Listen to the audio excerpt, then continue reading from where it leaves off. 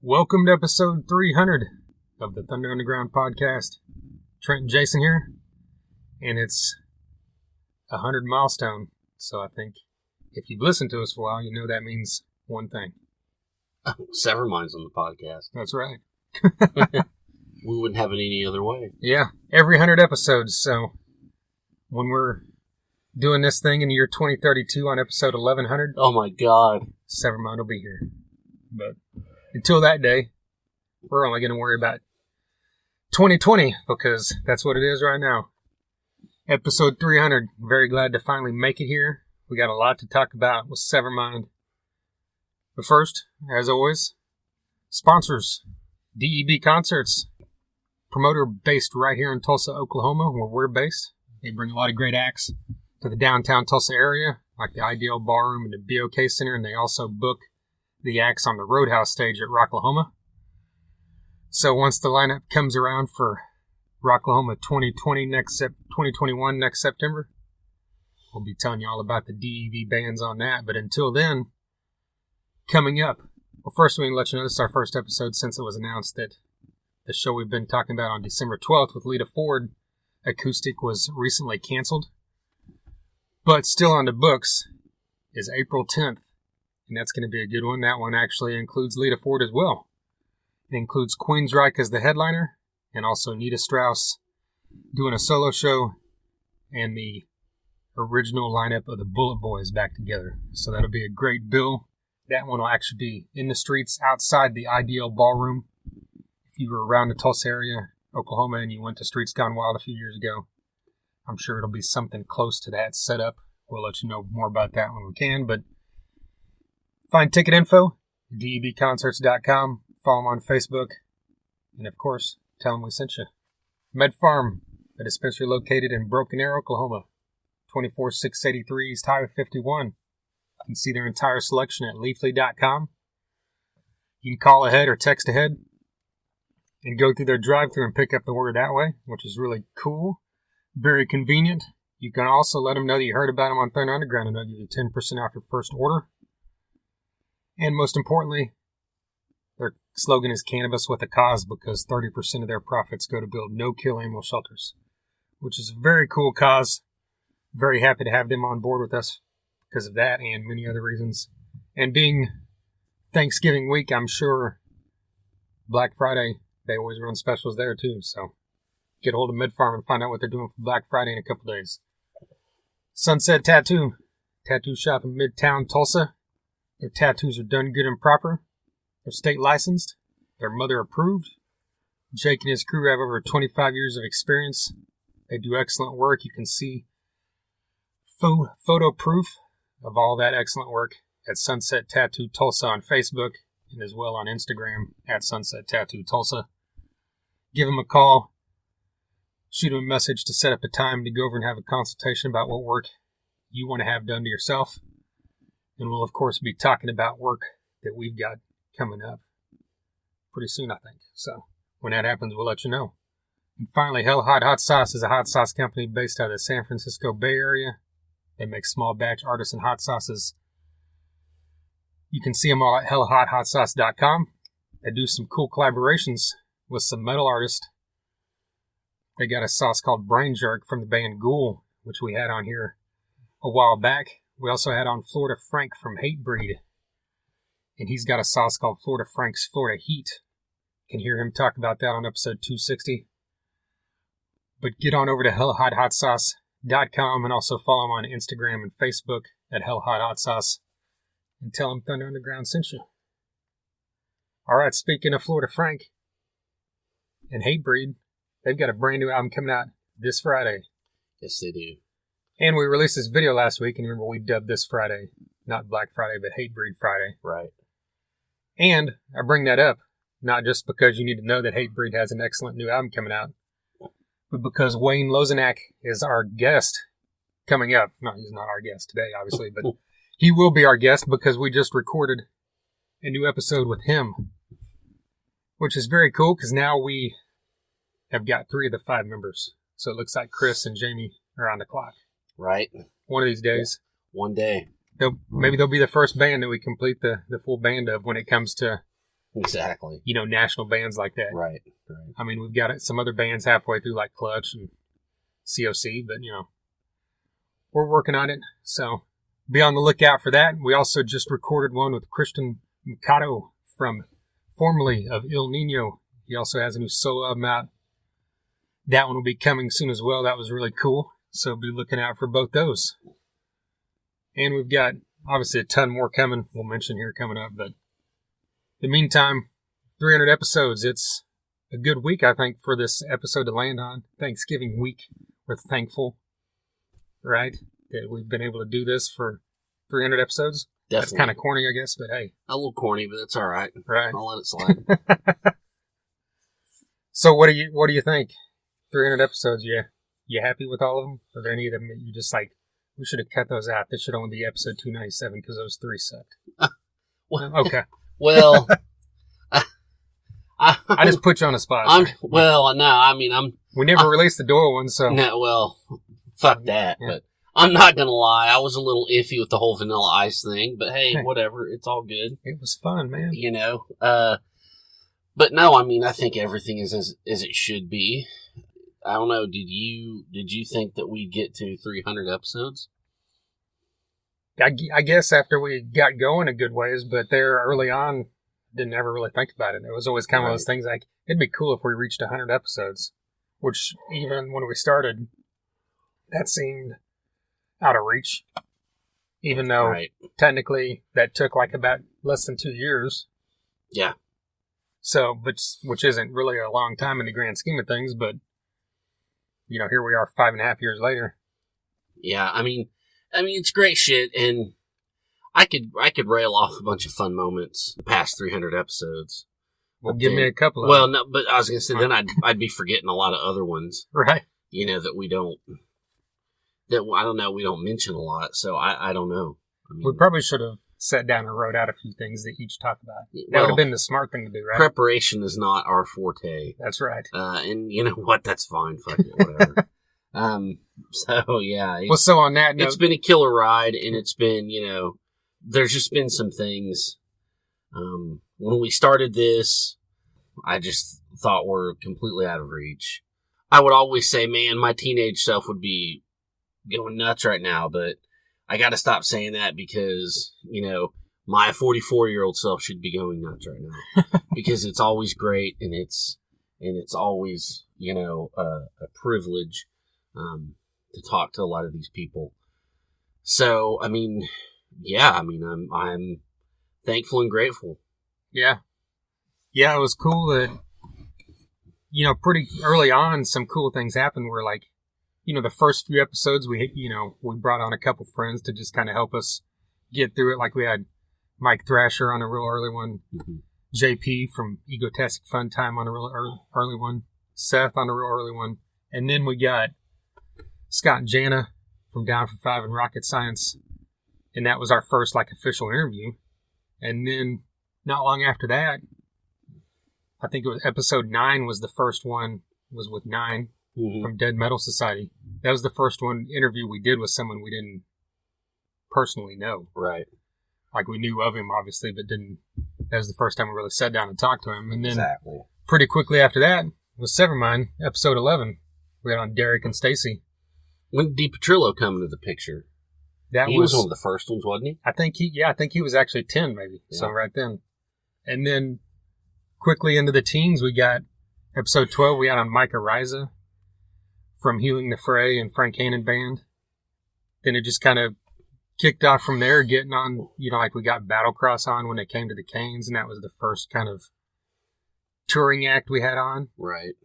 And then pretty quickly after that, a few episodes later, it was episode 20 or 21 when we had on Joey Allen of Warrant. Yeah. And I remember that was pretty nerve-wracking. I was nervous as shit. Yeah. Because we were, like, still in that position of, like, we don't really know what we're doing. I mean, we're episode 300 and we don't know what the fuck we're doing every time. No, absolutely not. But we're like, this guy's been doing this for, at that point, what was that, 2015? So he'd been doing interviews for 27, damn near 30 years. Yeah, close to 30 years. So I'm like, are we going to come in here and look like fucking jackasses? But I felt it went well, and Right. And that was kind of the first one that we would always bring up when people back then ask us, like, what's your favorite thing or whatever there for a while? Because it was like we would sit down with a guy from one of our favorite bands growing up, both of us. And he poured us a beer. And he like brought us into catering. So, I mean, made drinks for us, sat down, talked to us, and that was pretty cool. Well, the funny part of it is you're saying you're all nervous and shit. Fuck you. That's some bullshit. Because, like, you, like, straight just sat down and asked him, like, a loaded question. I can't remember what it was. I mean, he went right for it. I was like, God damn. Well, I was nervous, but I thought we're in this position. We can't just be... Yeah. Asking generic questions. What's the quiet right line? Now you're here, there's no turning back. Right. You know? And even early on, we had on Kirk Windstein, which was really cool. There in the 20s, we had on Wino from The Obsessed, which was kind of mind-blowing. That was crazy, yeah. To sit down with him at the old downtown lounge. Sid Falk, pretty early on there in the 20s, I believe, as well. Came over, sat down at my dining room table, and that was kind of another one of those holy shit moments. That was a mind fuck. Yeah. I'm like, this guy's in your dining room. Yeah. And I remember watching him on Headbangers Ball. Yeah. Fucking insane, man. And then from then, it just made its way to where we're at now. Right. And I mean, the question we've kind of mentioned, I think, on the other couple 100 milestones, and the question we've been asked several times by other people throughout the years is, like, what are your favorite, those, like you said, you don't want to go through moments or whatever, but, like, favorite, like, just interviews or episodes. I mean, we've always mentioned Reed Mullen. And we were mentioning that, obviously, before he died, just because that was such a cool interview and a cool experience. And Shooter Jennings, to me, I've always mentioned, I thought that was kind of the one where I felt like the interview kind of went from question, answer to more of a real conversation. Discussion, yeah. That was really good. That was around, like, episode 60, I think, is what he was. Yeah. But, you know, even since then, it's just like... I still get blown away thinking, you know, just like a few months ago this summer, talked to Glenn Hughes. Yeah. I mean, that's just... That's great. That's just so crazy. Great that we have that name that we can attach to this. I mean, that's one of the great... That's like if you had the Mount Rushmore of singers. Yeah, that guy would be on it. Right. I think, you know, for me, just one that comes into my mind, any time that we've had Damon Johnson on is just amazing. I'm such a fan of that guy. And I think the whole Black Star Riders, Saxon, Judas Priest, that whole night was amazing. And being able to talk to Biff Byford from Saxon was huge. Fucking huge. And then, you know, and just an hour before we were talking to Damon Johnson and Ricky Warwick. Yeah. You know, it's fucking insane backstage at the BOK, and just that whole experience was very memorable, and it was just one of those things where, like, well, I'll do some other shit, but it might not be as cool as that fucking night. Yeah. You know, just a lot of moments. The Kirk Windstein, of course, both of those. Yeah, he's a really easy guy to talk to, because you can talk to him about anything, and totally. He won't leave any gaps in the conversation. He'll keep talking. You know, going on Superjoint's tour bus to talk to Jimmy Bauer, and all of a sudden, you know, Phil Anselmo walks by. Holy fuck! You know, that's just insane shit. That Dave but that night as well was another one. I think that was the first one where we did like 3. Oh yes, in one night. Yes, that was so cool. Like we did Battlecross, Child Bite, and Superjoint. And I was just like, I wasn't nervous anymore at that point as far as talking to people, right? But I was nervous about the fact of like trying to keep my head in like, you know, each one, right, and not like looking past like Child Bite, thinking about, oh shit, I'm about to talk to Jimmy Bauer, you know, but like whatever. Yeah, that was a great. All 3 of those. Child Bite is both times they've been on the show is awesome. I really enjoy them. God, what was I going to say? You said Dave Elfson. Yeah, the Dave Elfson, having him on, that means a lot. Yeah. Really does. Twice. Yeah. Just, you know, I could go on and on. I should have wrote down moments because I thought of some the other day. One of them... Yeah, I always, when I'm at work, shit pops in my head like, fuck, we never talk about that one. Jared James Nichols or Ian Moore or whatever the fuck, I don't know. There's always ones that we the Mark Torian from Bullet Boys. I mean, what a great guy. I mean, I know a lot, he's, whatever. Lots been said, and, he's had his things, but in that moment, he was super, super personable, and that was great. Definitely one of the nicest dudes we've talked to. Oh, man, yeah. And I wanted to mention that because there's been several moments where we have talked to people that, not that I disliked their music, I was just indifferent towards it. Mm. And CJ Pierce from Drowning Pool is another one of those bands. Like, Drowning Pool has some songs I like, but I've never been like, I'm going to listen to a Drowning Pool album. But then we go and talk to him, we go on his bus, and it was kind of like what we said about Joey Allen. He was like, mixing us drinks. Yeah, he had his roadie mix his drinks. And I think that was, correct me if I'm wrong, was that one of the first tour buses we went on? I think it was pretty early. So I was very nervous because I'd never been in that situation. And, so the recording's done and he's like kind of wanting to hang out. Yeah, and he's having us hang out. Yeah. I don't know what the fuck to talk about. Just shit like that, I don't know. He is Legend's another one where like talking to Skylar from He is Legend like turned me into a fan of that band. Yeah, I mean, what a nice guy to just, he just wants to have a discussion. Yeah. Clutch, those guys. That was fucking great. That was still pretty surreal even that was just last year. Yeah, talking to Neil Fallon, I was just... And I couldn't believe it. Tim Salt, I mean, unreal, dude. Tommy Victor. Yeah. Yeah, I mean, I don't know. I could go on and on.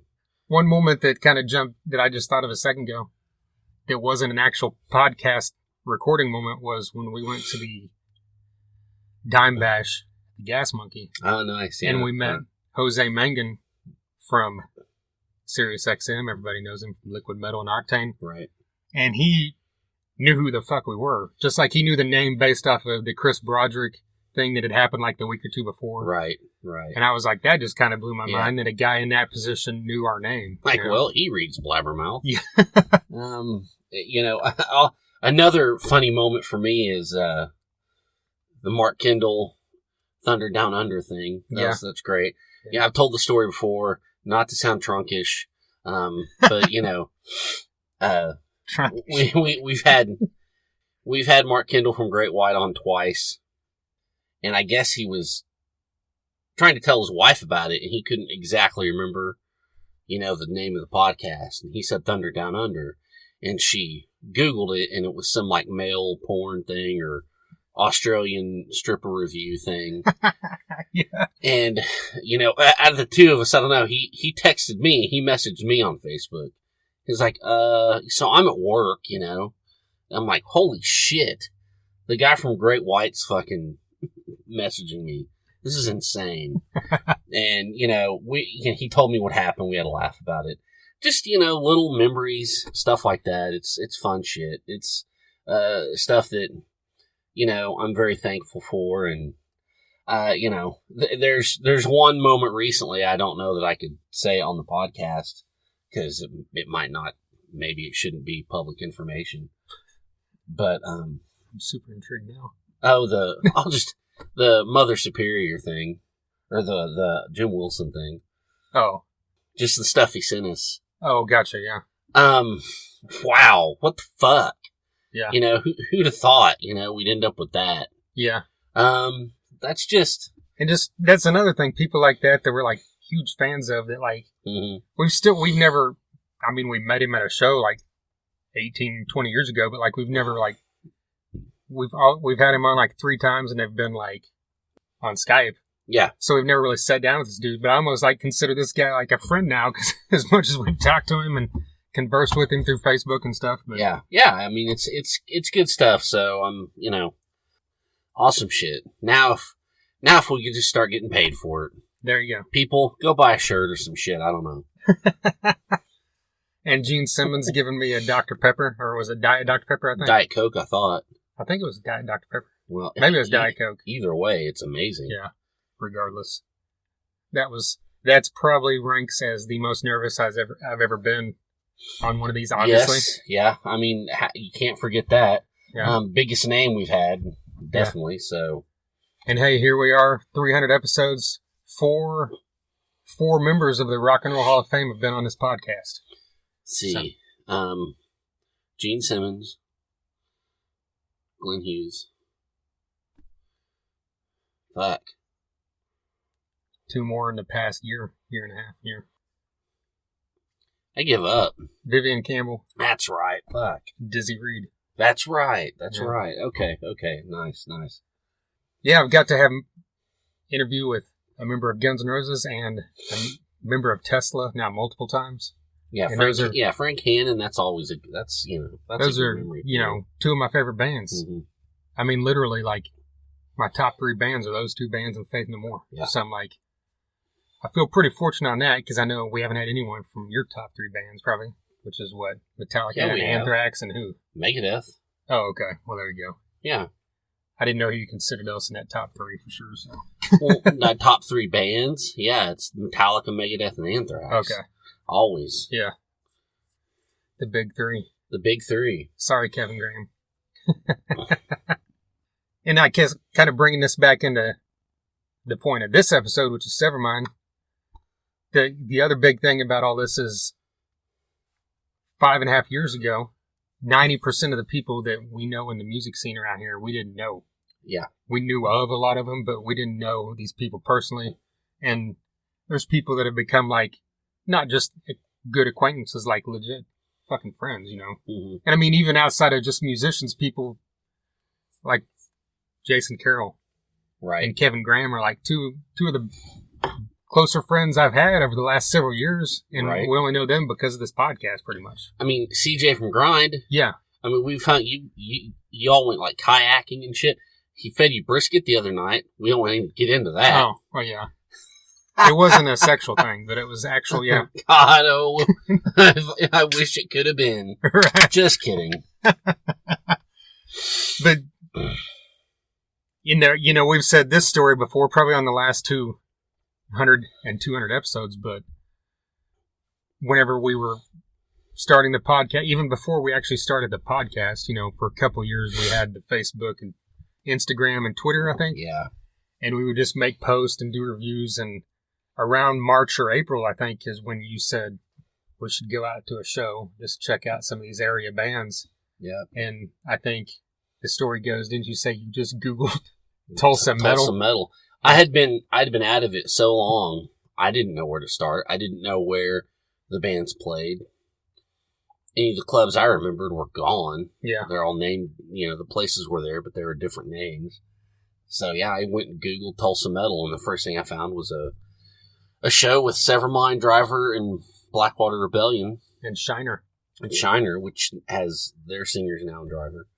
And there you go. And I remember we introduced ourselves to... I feel like someone from every band. Severmind. We talked to Derek. Yeah, we talked to Derek, D. Petrillo. I think I bought our tickets from Brandon. Okay. Because he was outside the door selling them. Okay.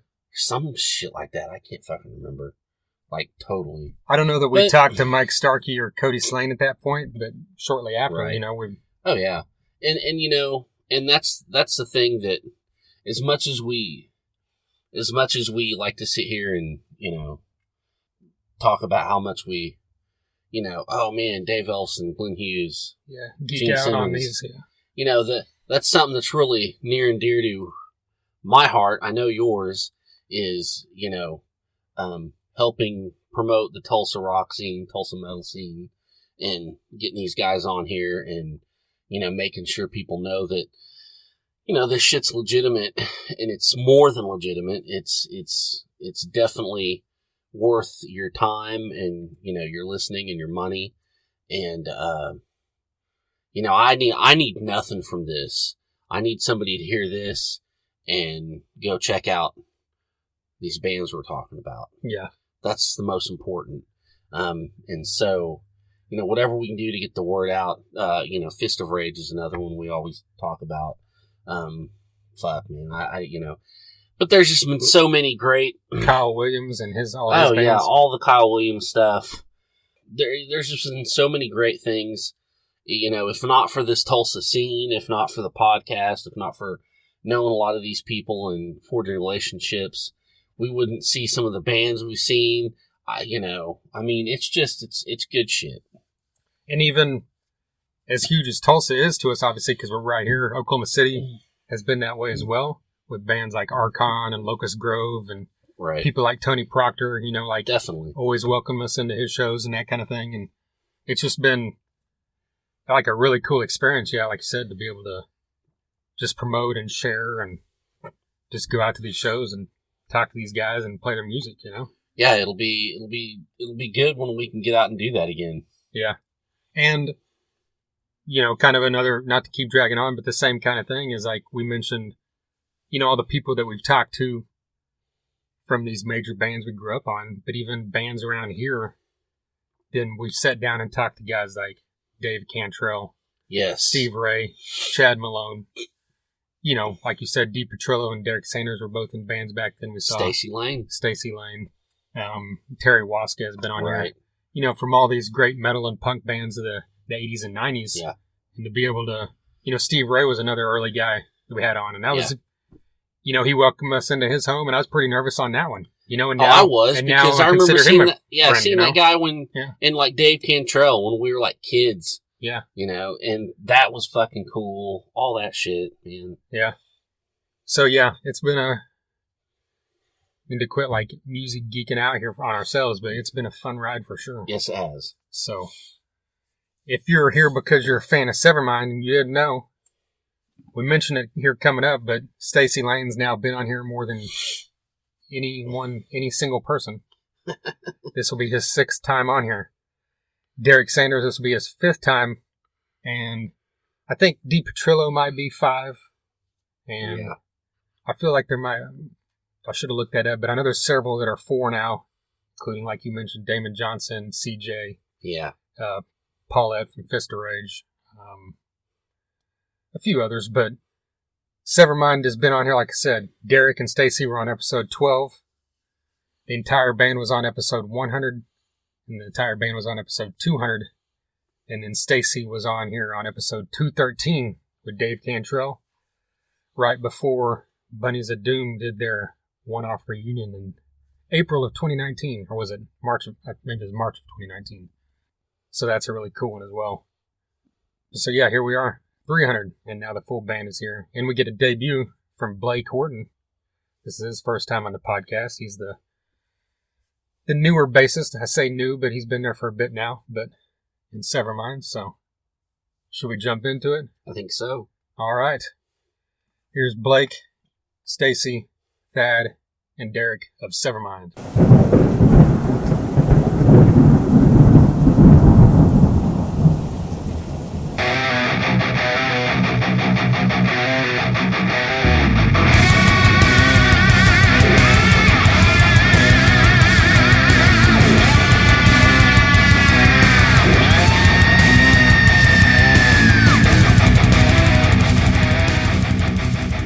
Did you see that the Bonassi album is actually on Spotify now? You can get that. I know you love it so much. But I was like, holy shit, it's here. I think when that happened, you posted it, or did I? Okay. He might have even told me or something. Did you see that? Yeah. Bonassi. So here you go. It was this early 90s hair metal band, but like super fucking good. But nobody, it's very rare you come across their claim to fame was their cover of Love Potion Number 9. Oh, wow. And so, But they had like the most corny album cover ever. Like you think of like 80s glam bands, corny covers, these guys took the fucking cake. That was all of it. Yeah, and the album was called Dirty But Well Dressed, so. And they were dressed up like it was the 18th century or something. It was like Victorian garb. It was kind of one of those Cinderella things, you look at the cover and go, this is fucking ridiculous. But they're really good players that were just kind of, I think, succumbing to the gimmick, but it was like. But didn't one of the guys go on to something else like. I thought one of the guitarists was like in some other big band later. I have no idea. Yeah, as I understood it, I've never even heard of a group of musicians that were hot in LA or wherever they were at that time that got together. Doc from Stonecutters, our buddy, he actually knew one of the guys at the time and hung out with them. That probably ended up being like stud session players or something. Yeah, you know what I'm saying? There's some good players in it. You've probably heard their shit forever on things you didn't even know was. But they're just waiting for their checks are just rolling in because they did a bunch of session work. Yeah, I had posted about him one time, and Trent commented on it, and it was like, holy shit! It's like you see somebody that knows. I know 2 other people that remember that band. Now 3, so it's like never heard of them. This is probably the last time you will. I'm not actually in the loop. I'll be sure to make you a copy. I held on to that because I had a burnt disc of it. You know, my buddy, and it's all I had because that's all you could find. And now it's on Spotify and iTunes. I still got the original CD. Oh, you do? Yeah. Oh, shit. A friend of mine gave it to me because he didn't like it. Apparently, it's like, Who's that? Lonnie. Oh, yeah, well. That's funny. That's good stuff. So 300, are you sure? Pretty sure. We're definite. We just recorded 298 and 299 before we drove over here. Did you really? Yeah. Oh my gosh. You're probably on interview burnout. I was going to say, isn't there ever a point where you're like, fuck talking to people today? I'm just Well, we had already talked to these guys before. We to, just recorded the intro part, so it wasn't that big deal. Gotcha. But we literally still have 10 or 12 that haven't been released. Recorded interviews. Yeah. Well, it's amazing some of the people you're getting, man. I know. Absolutely. Remember when you started out, it was like, oh, this is cool. And I was like, they what? They got who? And then it was Dave Ellefson. I don't remember. I saw it early on. Like, the name started, I was like, damn, I know that guy. I mean, I don't know him yet, but I mean, I know who he is. Right. You know, I mean, because I'm not a music, I stay kind of in the he doesn't like in bass my players. own little box. I do too. Don't tell him. He only likes one of us because he's a tag-along for his favorite band. But yeah, well, Getty's good. He's He's supposed to be here next week. We're going to jam for a while. Oh, Some kind of nice. new project. Yeah, that Getty guy. He does come to Tulsa and play tennis occasionally. I know, because James, Mike Houghton, and all those guys. One of those guys is friends with Getty Lee, and they go out and play tennis together. And I'm like, can you just kind of accidentally tell me when he's here? I'll just.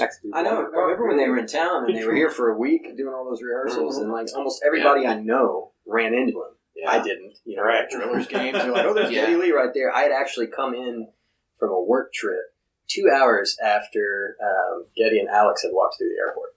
People were still talking about it. There were pictures and everything. Yeah, a guy I work with had a friend at a golf club. Oh, look at this picture. He just came. I was like, fuck, man.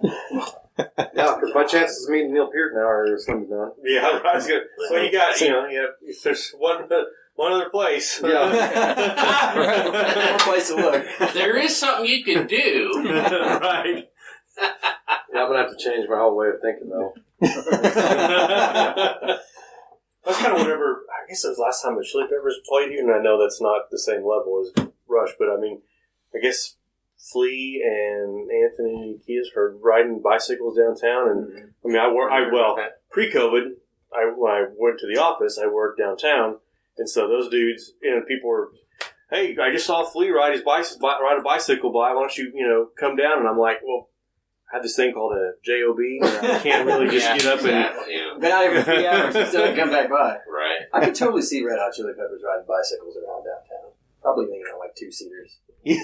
Probably would. Tandem bike. Well, Dave Grohl, when they were here last, he was spotted all over the place in downtown Tulsa the day before their show. Just walking around. Yeah, that's awesome. Places, yeah.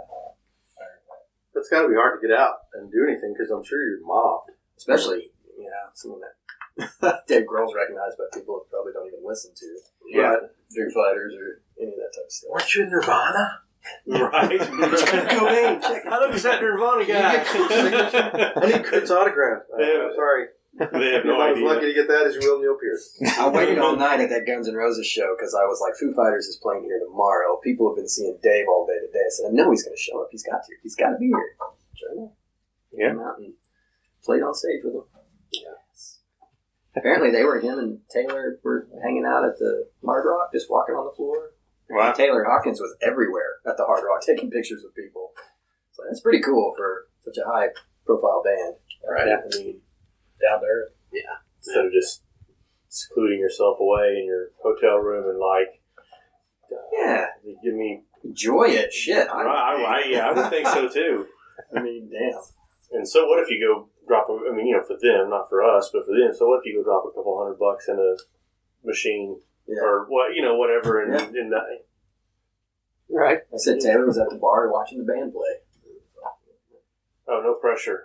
Right. Yeah, no pressure. Well, I've got a stat for you about our podcast. It's fitting that this is the 300th episode. You're the first person that's ever been on here 6 times. Really? Yeah. So, Holy shit. For me? yeah. Round of applause, ladies and How'd gentlemen. I get 6 times? For the whiskey. Oh, the Bunnies of Doom thing. Yeah. Because he's been on here 5 times now. Like, Damn it! you two were on here way earlier. Right. I'm going for the top. Can you guys interview me twice next week? We're going to send you a watch. I need a special guest. Watch, I guess. Yeah. That's good because I do not have one. So that would Oh, calculator watches. It's and he's 6 good times. for it. Go ahead. Right. There you go. All right. Man. Nice. That took some math, didn't it? I mean, did that take some figuring? Yeah. Well, I just looked through. I'm like, I knew that you guys had both. This would be the 5th time. And I was like, holy, he's been on here 6 times. So I just dig through it to see if anybody else had. No one else. Damn. Everybody else was 4 and a couple other 5s. And that was about it. What's your database? Take look that, like? Dave. That's, I was going to say. Like, you guys keep it all on a Google Drive or? Well, I've got all our outlines throughout history on a Google Drive, but stats like that, I just have to dig through SoundCloud or through one of the, like through our website, through the RSS feed or something to see. Are you guys planning on doing any video? I know there was a couple of video. Yeah, did you guys do a couple, like right at the beginning of COVID where you guys were... Oh, yeah, like live like video. some split screens or something like that? Yeah, we're doing like Facebook Live stuff there for a bit. Yeah. And now, I mean, we still do videos on our YouTube page, like album reviews and stuff, Okay. like that are separate from the podcast. I'm the diva on that. I fucking hate being on camera. Fucking hate doing live streams. That is the sound of my recorded voice. I'm not a big fan of seeing myself. I want to go talking. home. I want to go home and drink beer and be with my woman and watch fucking whatever the fuck I want to watch on TV. Right. So I'm like, can we not do this anymore? And then I feel like an asshole. He's like, podcast only. Yeah, but the videos, we did 2 videos today, so. Yeah. You know. It's a, yeah, I know. I'm with you. I don't. Yeah, as soon as, like Derek says, as soon as you hear your own voice or you hear, or you see yourself and you, like, see how, like, awkward you moved or you did something, you're like, what the fuck? And every time, I don't know what it is. Every goddamn time I'm on camera, I yawn incessantly. I'm not even tired. I just start fucking yawning. See, I always yawn right before we play. Yeah. I start getting It's like a really thing. like a... That's because we play at like midnight. Well, yeah, we've been there since 3. Yes. Standing up at the booth. Yeah. I'm like, can we fucking not do this? Okay. Then I'm being difficult.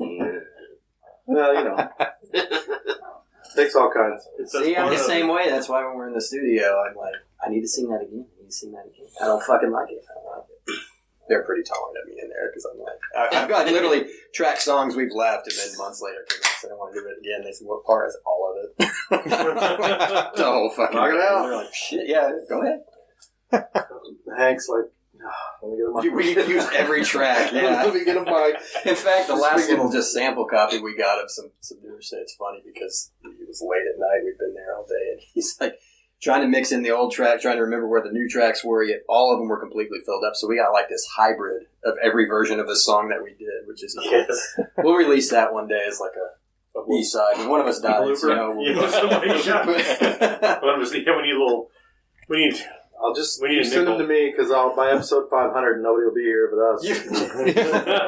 and you'll get number 6. Like, take that, fucking Stacy. I fired Stacy right before this episode. Right. I'll hire him back right after. Yeah. For the pay raise. Yeah. You guys are getting paid? Right. Nickel. Novel idea. I had a boss one time tell me, I'm going to give you a raise, and he dropped some blueprints off of like a 2-inch platform. It was big enough for my chair. And I was like, what the fuck is this? He was like, you said you wanted a raise. I'm going to raise you 2 whole inches off the ground. I was like, fuck. He gave me a real raise, so. Say then, I'd say, well, we can't say this because it's your boss, but you might be a dick. I mean, well, he also wrote me up because my hockey team beat his hockey team, and then said if they beat him again, I'm terminated. And it was full on signed by the owner of the company. I mean, it was like I've still got it somewhere. That's good stuff. Yeah, gotta be. Well, speaking of recording stuff, you guys released Open Wide recently. Yes. So kind of talk about how did this whole thing come about with Normal Terror and everything. That's all on that. So there's this horror themed podcast called the Cult Classic Horror Show, and I became involved with them a couple of years ago and started writing reviews. Because on their podcast they cover strictly cult classic movies, and so my job was to do written reviews of new movies for their website. So they kind of have kind of a one-stop shop of new and classic and all that type of stuff. So I started getting to know a lot of indie film directors throughout that process. You connect with one here, connect with one there, and they're all just like indie musicians. I mean, they're all pretty eager to friend anybody, to speak to anybody, anything that's going to help promote them and get their names out there. And a buddy of mine ended up going on this podcast called Sacrificial Terror, and it was ran by Sam Mason, who's the director of Normal Terror. He started this podcast. My buddy became friends with him. Long story short, he ended up being a co-host on the show, so I got to know this guy even more.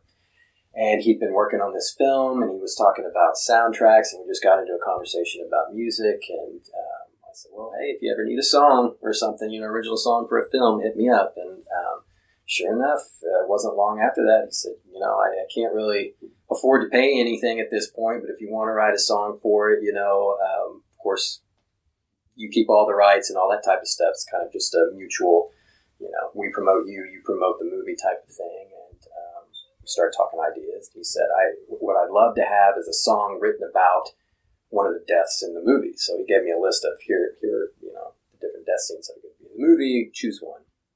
And the one I thought I could probably write an entire lyrical-based song on was an autopsy. Because I figured, there's a lot of science and a lot of things in there I could look up and maybe go for. And I'm a huge horror fan, but I'd never written horror-themed lyrics, not since high school, So it was kind of a challenge because I'm sitting there going, geez, I got to be kind of brutal because this movie's supposed to be super brutal, super gory, one of those type of movies. And so just sat down and started writing it, and we thought, probably cool to have a classic metal vibe behind this. And pretty much the rest is history. I mean, we brought it in. I think it's probably the fastest we've put a song together since we've all been together. I mean, it just came together quickly, and it didn't make sense at first. I remember us all sitting in here going, "These pieces are, I don't know." And then one day, I think it's because I wasn't here, shit got figured out because I came back in and it was smooth, and I was like, "What happened?" Remember that song you left with us? Yeah. Remember when you dropped your kids off? Yeah, he's a black belt now. Yeah, exactly. I know he's playing with Tinker Toys and shit. And then the minute I saw that it was out, I'm like, well, has to be you, all you. Because all the horror stuff. Well, it was him. I mean, the parts come in and they're pretty much, they're there. Yeah. But then there's just the little bells and whistles in between, the stops and the breakdowns and the little clicks in the middle, the reset, all. Yeah, I think we added like the intro, outro. Mm-hmm. We kind of gave it the, I don't know what treatment that is, but that treatment, where we had the. I think I've said it before, probably on here, but it's the strength of this band for me personally is that we've got 4 songwriters in the room. I mean, it's like there's not a single song, no matter who brought in the riff or if you use every single riff, and everyone has different ideas, and not just on their parts. Like, oh, here's the drum line, here's the bass line. It turns into this whole song, and it just, I don't know. Every time I leave here, an idea that I thought might have been okay turns into something that's even bigger and better. And it seems like it goes that way all the way to the studio. Mm-hmm. There's songs that the second harmony part on the chorus. Yeah. Open Wide was just an idea. I think you said something, Stace, and said, "What if you sang that a little bit lower?" And you went in there and we found the pitch on the piano, repeatedly. Because it's hard to do. I mean, throwing somebody in a vocal booth with cans on, with a mic in your face, and everybody's looking through the glass at you. It's like, oh, yeah, can you hit this note perfectly? Yeah. No. It's tough for me because my vocal range, like, I had someone tell me once that I had taken a few lessons when I haven't been singing all that long. So I took a few lessons up front to just kind of learn how to breathe and how to work, not shred my voice and all that type of stuff. And so she told me that, your register from the middle to the high is very wide, very long. She said, but from mid to low, it's very thin. So when we go in and we're doing these highs, and we have to come in and match these in between, it always becomes kind of a challenge for me. But luckily, we have other musicians in the house that can play something on guitar, on the piano there, and we're able to match it. And then once it's there, it stays there. But I mean, yeah, we were on a time schedule with this because we had to have it to the guy. Of course, now I'm like, why did we have to hurry? COVID kind of slowed everything down, Right. But we got it. The deadline. But we went in and we had hammered this song for weeks. That's all we focused on. This song, getting it done. We go into the studio. Then the vocal ideas came up, and Stacy came in with some keys to layer behind it, and just all these things changed while we were there as we were playing it. It just became, I don't know, it blew us away at the end of the night when we actually listened to what. Yeah, because when you step away from the studio and you've got ear fatigue and you've listened to it 8 hours solid, you kind of heard extra parts being layered on top of the old parts. Then when you get in your car and you're driving home, that's when it really hits you that you can sit back and listen to it objectively, not performing it, not being overly critical in the studio, but just listening to what's there. And it's a pleasant surprise. We even changed the whole vocal melody. I mean, that's one of the songs we went in and recorded all the vocals and we're done. We came back on a Tuesday to tweak a few things and redid the entire vocals. I don't know if I was pissed off that night or what, but I don't know. I had this anger in my voice that I had been listening to it for a little bit and thinking, man, this doesn't sound like, this is a horror song, this is about an autopsy, and I sound like I'm singing, 80s or something, a little too happy, I think, for the content here. But do you know, is the song going to be played during that scene in the movie? Yes. I guess in the movie, from what he's told us a little bit, he listens to music while he's killing people. And so that song will be playing. We're hoping, Sam, if you're listening, we're hoping that it'll be like an in-credit song, too. Yeah, that'd be nice. Where you can really hear it out loud. Because I think right now we're the only band. He has a guy who's scored the film, but I think we're the only band who's submitted an original song written about the film for the film. So okay, yeah, and it has gone out to other indie filmmakers. We had a couple reach out and ask if we wanted to do a song for this and that. Of course, they gave us like a 2-week deadline to write a Christmas theme original song. Right, Christmas theme original song in 2 minutes. For free. We're going to remake Little Drummer Boy, right? Yeah. Go, Derek, go. Derek. Just call it D. Yeah. D. I'm singing the parumpa pum pum. I'm not playing that shit. Yeah. Love it. Well, you mentioned a minute ago, and it really is the obvious question, COVID and playing shows and getting stuff done. How has that been different or hindered you guys through all this? Well, we were kind of already in a writing process to begin with, so we were trying to come up with new material for the tunes. So getting together here, we're all pretty much 6 feet apart anyway. Right. I think the first show we played after COVID was In June. I know I was nervous. Was that the same day as the Donald Trump rally? Right. Yeah. Downtown. And they put the inflatable on top, and we're like, You're like, well, thanks. Target. Yeah, there's a We're big dying fucking tonight. target on top of this building. Yeah. Anybody who doesn't like Trump, come on down here and wave your It was- guns around. It was a benefit, right? Was that? No, That wasn't social. No, it wasn't we socialist, had but agreed was it? to do that. We had agreed to do that show back in February or January. We're trying to honor our obligation. Although I think we all had some nerves about it. I mean, pick your reason. I know there was some There was a talk. bunch of them. And that's for me too, because I get, ask him, I get nervous about shit, but then I'll go do something else. I don't know, the nerves about it, talk about that, and your process and I'm going to do this show or I'm not going to do that show? Or Well, we had talked about a couple of times canceling and saying, look, there's a Trump rally. We don't know if there's bullets going to be flying. right. We don't know if there's going to be 10 people there. Is it really worth the time to drive down here and set up and do all this and get shot at? Which the answer is no. But at the end of it all, we went, and I think just once I was on stage, I was fine. Yeah. And I mean, we kind of stay to ourselves anyway, out at the booth or out on the deck. Well, we just kind of decided, okay, we'll stay back at our booth. We'll bring masks.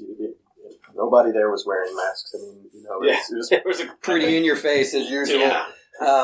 But we all said, we'll still do the show, but we're bringing our own microphones. We're not using the shared microphones. It's, sometimes people get a headache about that, but I think nowadays they understand a little bit more. And we got up there and played, and it wasn't like a packed out place, but there was a decent audience. I was surprised there was that many people there. Mm-hmm. I think we were more worried about what might happen after the Trump rally, because that afternoon they put the inflatable Trump on top of the building, and all political things aside, it's like, that was all I was seeing on Facebook all day. Yeah. People go, I'm like, Donnie we're going to be there. Donnie took it down. Yeah. We just want to play some music. I mean, Right. I don't I just about want any to of that show stuff. up. I know. I just want to play some music. So We're going to come through here. We've only done a few shows after that. yeah, We did Sushi's Benefit, and we did. We were supposed to do the first Jason, and that Yeah. didn't happen. And then We were supposed to do played- that twice. Got canceled like the day the world shut down. Remember? Because we got I think we, at 4 o'clock that afternoon, Jason was Ari Lehman was already here, and they closed it down. But of course, the biggest suck about it for us was Rocklahoma. Right. We were playing on stage before John 5. We got in our lineup. There were amazing people on the stage we were playing on. Like you were directly And we before were John finally, 5? Yeah. I mean, that. So that, of course, got canceled. Yeah, that sucked. We're hoping that they've moved it to Labor Day next year, tentatively, I guess. And we're hoping they're just going to try and take everyone over. Because we were on there the year before, and then the bands got Twice. cut. Yeah. Yeah. Yeah, One of the stages got cut, Sunshine and had then said, the band "You're one of got my cut. bands, and I want you in here." And I was like, "Okay." And she said, "We're going inside the fence, whole new monkey this year," and we were all jazzed about it. And then 10 days after that, she said, "They want more from me than I'm willing to give, and I'm not going to do it." I was like, "Damn it!" And then a couple of days later, Doug sent the message saying, "Hey, you're one of my bands this year," and then the whole thing got shit canned. But I mean, everything for a reason, right? Yeah. I mean, I might have met my future ex-wife out there. Thank you for letting me avoid that bullshit. But I think kind of to what to your question there, I think we did actually I don't remember the timeline, but I felt like from March until, we had a solid 8 weeks where we didn't do anything. Yeah, That's from what I remember. We just literally said, we didn't know, like everybody else. At first, we were very metal about it. We were like, fuck that. Man, people are overreacting. A couple of weeks later, we're like, hey, guys, maybe we should stay home. Yeah, and so we took that 8 week break, and as that 8 weeks goes on, in the back of your mind, you're like, shit, I know they haven't canceled Rocklahoma, but there is no way we can go from where we are right now to that. Right. Yeah. You just knew that was going to be the case, and we had already. We were trying to get the CD that we're working on. We were trying to get that done in that whole time frame, and that stopped all of that. And we're trying to stumble through the process since then. The silver lining to that, we were aiming to have it done, so we would have had a disc out, but it wasn't going to. We were probably going to have maybe 6 songs on there. We were hoping for maybe 8, but it was probably going to be more around 6. And now that it's been put on hold for so long, we've written a lot of material over the break and things like that. So it's looking like we're not in a big hurry now to get it done, because even if Rocklahoma comes around for us again, it'll be Labor Day of next year, and we might be able to actually have way more songs in there. Hopefully like 8 we to can. 10. Yeah, hopefully we can. Yeah, so. And sometimes they just fall out, and Pressure sometimes they came get reworked. And writing tunes, you never know. There's just parts of it that don't feel right or feel forced. And so these guys go home and think about it. I think about it, and ideas come back via phone, via text, or sometimes they just send videos. They're really good about that. I don't know. I can't. Technology is not my friend. Yeah. I like all the customers. fancy technology you see on our end is this guy right here. Yeah, Blake. We finally had to give him the job. Our logistical manager. Well, and that takes us to our next topic. We don't like Blake. Well, Kinda got that vibe. First, Yeah. They beat me.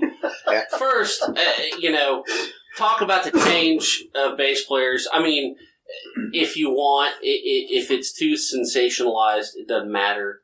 But mainly, talk about finding somebody and what he brings to the band. And then we'll have questions for him about you three. Oh, shit. Yeah. Remember, I was like, remember? So, yeah, there you I'll go. let D kind of go into like. Well, the whole thing the with Chris transition. leaving was all unexpected. It was already on the heels of another personnel change when Heath left. Dad came on board. Chris was into it. He was loving it. And then he decided that he didn't love it. And he sent us a text after Jam and said, sorry guys, but this is my last. Yeah. That was my last rehearsal and I'm done. And Wow. so I was like, oh, wow, okay. Still don't So it's really kind of a know shock. what because I still have no idea why he left, or I don't know. Not really a hot topic conversation with me, but I'd love to talk to him. I've reached out a few times, but he's short answers and that's it. And I'm not going to pry. The guy's got his own life. He's got a family. He's got there's certain circumstances that I don't know anything about. So I just let him. I respect his decision. If you want to bow out, that's cool. I appreciate you letting us know there with that 20 minutes. But then Thad said, I know hey, a guy. I know a guy. And it was seamless. And Blake came in here. And Blake is a guy I've known for years. He was in a band called Benny's Little Weasel while I was in a band called Zero Crossing. So through, band members knowing band members, Benny's Little Weasel came out and played shows with us. We had a bass player who, for a period of time, he couldn't play as many shows as we were doing, so he was like, well, Blake from Benny's Little Weasel, he's willing to step in when I can't do shit. So he kind of became our substitute bass player anytime ours couldn't make it to a show. Struck up a Stunt rapport penis. then. That's the word we're giving. That's your new name now, Stunt Penis. Bring in the Stunt Penis. Yeah. And he's always It's a good been, movie. just super easy to work with, never brought any drama, always has this positive can-do attitude, and would drop shit in a second and learn stuff to come play a show with very little notice. So I always kind of wanted to be in a more permanent band with him. He had kids and, kind of dropped out for a little bit, as I think we've probably all done at some point, and then called me up and said, hey, I'm wanting to play again, so if anything comes up, let me know. We started a band called Morning Suns, and then after a short run of that, which is actually where Stacy recruited me from, we realized that band wasn't going to work with just personnel issues, availability, and all that type of stuff. It just wasn't mashing up. We were hoping to do original music. We realized quickly that it's not going to happen. So I felt bad and referred him to another band that he joined, and then we had a bass player leave, and so I went and stole him back from that band, kind of, in a way. Well, he's just on loan. Yeah. It's my unemployment. But it's Well- scary. I mean, it really is scary from the standpoint of Because this is about to be my 16th year with this project. So you always wonder, is this maybe the end of it? Maybe we're done? And you get the questions I know we were asking Thad, because we had him under the hot light and he was tied to the chair. Is he a meth head? Is he an alcoholic? Is he out of control? Can't make the rehearsal? Is he falling off stage? Because we've had that. Were you good cop, bad copping it, or just both bad? Both of us were horrible. Okay. I mean, It was pretty Hey. funny because I met with them all separate times and then all together. Like Stacy wined and dined me. Derek came out to a show of my other band and we talked. Chris came out to a show, and it was like. I met this guy for tickets at a parking lot once. Yeah. I'm pretty sure meth head. Yeah. Okay. I'm glad you said Quick Trip. I'm already here, man. But no, it was seamless because it's like, let's say you're adopting a child and it's going to change the entire dynamic of your household. So if Severmind is our household, bringing in another person automatically you're like, is he a dick? Is he cool? Is he a pushover? Is he candy ass? Or what? You don't really know. I mean, you've got all these questions. Can he play? I guess that's pretty critical. You know, but he came in and that. I don't know, The answer was yes on all. I mean, it was like, hey, he's a family guy. He's got a job. 2 important things. I was still fairly new, so it was cool to, like, okay, well, yeah, let's just bring him in. Because I knew, just spend a little bit of time with him, and I knew for sure, I was like, this isn't going to be a problem. They're going to like him for all the reasons he just mentioned, and it did. It just clicked. Yeah, and he is, I don't know how to put it from a drummer's perspective, because that's the chemistry I have to find is with the bass player for that foundation, and I think he was a little hesitant at first, and as he kind of kept leaning out there a little farther, going, oh, look, let me get, oh, damn, I got away with that one. Did you see that? Nobody even turned and looked at me. Nobody turned. And then it was like we were turning and looking at him going, fuck yeah, give me more of that. Give me more of that. So the walks started coming in and the Geezer influence, and because that's my whole deal is, I mean, Geezer and especially Vinny Appice,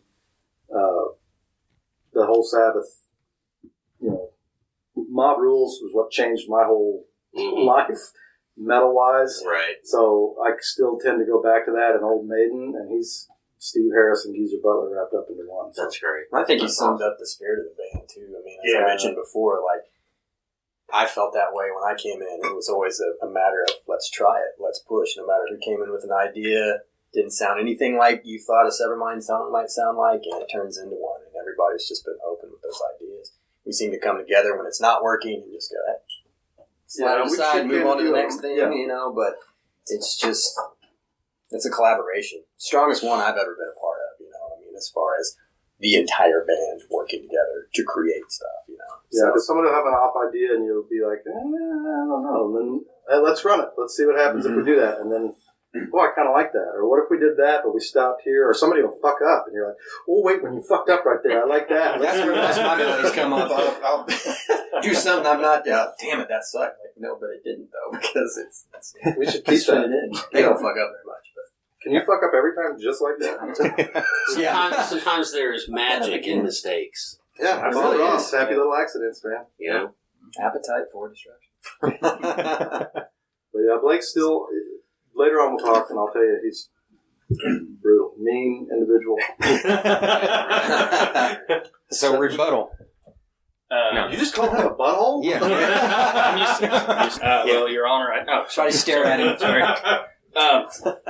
Oh man, it's been a great ride so far. Like Thad said, I mean, we've been on the scene together for quite a few years now. So you guys nod a little bit when he mentioned Benny's Little Weasel. So I mean, I was with those guys for quite a spin. Yeah. We played a show with well, you. We actually did. We played Rocklahoma. We played several other shows. In fact, you can probably find Benny's Little Weasel up here on some flyers. of these flyers. So it was a good time. It was good fun with those guys. Yeah, CJ's been on this podcast several times. CJ, Not 6, motherfucker. Yeah. Not even 5, I don't think. It might just be 4. Yeah. Okay. Yeah, CJ's a great guy, great guitarist, great CJ's bandmate. awesome. He's real down to earth and fun guy to hang with. No, he's not. He sucks. Ouch. So yeah, I mean, when Thad hit me up and said, "Hey, man, would you be interested in coming out and auditioning for Severmind?" I was like, "Are you serious?" I know them. I was like, because I mean, he talked these guys up. I'd heard the new songs that had come out. I'm like, man, that's a group I'd love to have someday. I mean, no diss to the band I was in at the time, but it was just it was a good group of people, and I was having fun with them. Mm-hmm. But then, when Thad said that, I'm like, shoot, man, I don't know if I can rock to the band right now, but I'm sure I'm going to try. So, I came out and decided to give it a whirl because great tunes. I didn't really know Stacy or Derek. And I'm a little intimidated coming in at first. Going in that first practice, I'm like, okay, are these guys going to be dicks and say, that's not how Chris played it? And You're like throw the me out Jason the door. Newsted. Yeah, but I think one of our first things we said was, you play it like you play it. Right, and they did, and that did put me a little bit at ease, and I think it was... We're dicks, but we're fair. I think it was head We're case. fair. We're fair dicks. We're cordial Nice. dicks. Yeah. I've never been called a fair dick before until just now. Fair weather dick? Yeah. No, runs up. My wife told me. I think it was Headcase was the first one that I made some changes. I didn't really mean to, but it was in the breakdown where it just kind of, to me, it felt like it should keep moving. And I mean, I crammed all these songs into, I don't remember how long it was, a week or two, that I was just trying to get them down. Because you were on like, stage with us, what, like a month? A month later. Yeah. So, And that was booked. Wasn't that Flotsam? Or was that? It was. Yeah, I think it was. Yeah, because it was a good spot. Jetson. That's right. It was a good spot. Yeah, that show right there. so yeah, it was on my birthday. Well, we have a way of doing that because Stace's first show was at the Canes for THC. Yep. Nice. And it was like, yeah, hey, I'm glad you're aboard. We got a show in a couple weeks. and then mine was the headpiece against bullying. the Bands Against Bullying. Was that one? Yeah, Right. and that was a few weeks. That's Yeah. great. For a month or so after. So yeah, you guys, and we hid him behind a pole the entire night for the first gig. We didn't realize it. There was like six. Yeah, I mean, I back just line. be heard, not seen. Oh, there is a new As bass long as you player. can play okay, I guess that works, right? Well, but I'll tell you one thing: the vocals in a band are going to be a hell of a lot more obvious that there's a change than the bass. Right. Unless you're a bassist and you're like, oh, that tone doesn't sound the same, or you're not playing that the same, But voice, anybody that listens to the music gets it. So I was happy with the way that Thad was received, and like I said, Blake's been seamless. I mean, it's just been. Well, you mentioned. Oh, sorry. I was gonna say, you mentioned Benny's Little Weasel. Like, what else have you done, music-wise, oh man, throughout the He years? stays home and plays with himself. did that for a little while. Went blind in the right eye. Can't see how it left.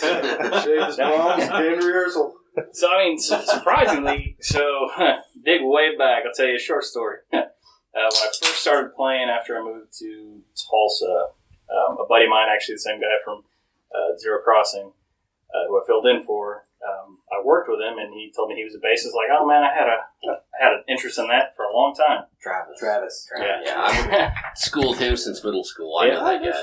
And he brought a bass in one day to work, and he was gonna go play with I think Dog's Way. I think they were having a rehearsal or something. And was telling me about it. I was like, man, I've really, really, really wanted to play, and I just haven't had the time. And then I finally decided, fuck it, I'm gonna dive in and do it. So I ended up going and taking lessons from the same guy he took lessons with 20 years prior. Wow. Same guy he taught, teaching at the same place. He's not there now, but Rick Williams, if you want to hit him up, he is still teaching. He's now in Broken Arrow. He's got his own studio store. Not plugging. Anyway, not a sponsor. But yeah, Take so the kickback on that one. I got out with him, and I was like, okay, I know music theory. I did choir and stuff in school, and I tried to pick up bass when I was in high school, but I couldn't afford one. So I couldn't play. So I moved down here and decided to take lessons. And then I took the first gig that I could off Craigslist, and it was actually a classic country band out of Okmulgee called 75 South. Nice. So, and I still got the t-shirt. Oh, nice. And my very first show was a horrible disaster on a flatbed trailer in the middle of a field out in Stigler? This sounds like classic country. It was Sperry. It was way the hell out in the sticks and the Hicks, or Hicks and the Sticks, yeah. Yes. It was, it was fun. I mean, those guys took a chance on a young bassist.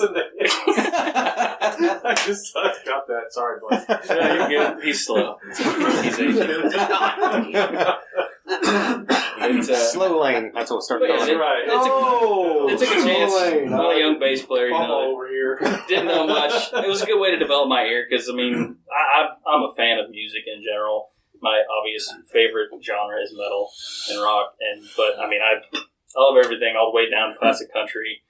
I like some modern, obviously rock, 80s rock, any of that stuff. It's fun, and I'll play a lot of different types of music. So it was good to really help develop my ear and get to know people. And then I jumped from that to my first rock band in Tulsa, which was Spiral Theory. I don't know if anybody ever heard of it. And our first show, we played with Hector Backwoods at the Dragon Slayer in Yale. That was, that was a place. It was fun. So it was a good ride with those guys. And I went from Spiral Theory to Ben is Little Weasel at that point. And I bounced around a little bit, so I kind of jokingly told these guys, and I hope that it never happens, but I seem to have come into a few bands who were on their way out. Holy shit! No. So Yeah, because you are technically a member of Zero Crossing. So you're like fucking last live week. there. We play every once in a while type of thing. It's Yeah, nothing so- that's progressing. I don't want to count them as out, because we're still doing stuff and trying to have some fun with that. But there's a band called Dog's Way I mentioned earlier. So again, I'm following in Travis's footsteps here. So he exited the band to play with Zero Crossing. I joined the band, and we never really got far.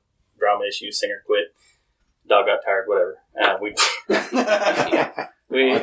tried to spin that, turn that into another band. I don't remember what name we came up with at that point, and then it died and fizzled out.